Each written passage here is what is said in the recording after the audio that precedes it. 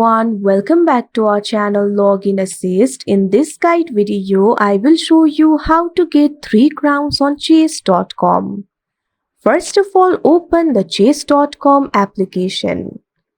In order to get the 3 crowns, you'll have to win against bot. Tap on the option play that you can see on the screen. Tap on the option play bots. Once you do that, select the bot. Select whether you want to be white or black. Once you do that, tap on the option play that you can see on the screen. Now during this game, make sure not to use hints, takebacks or engine assistance. If you use the hints, you'll only be able to win 2 crowns. So make sure not to use any kind of hints.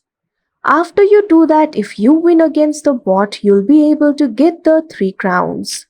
So like this, you can get 3 crowns on chess.com.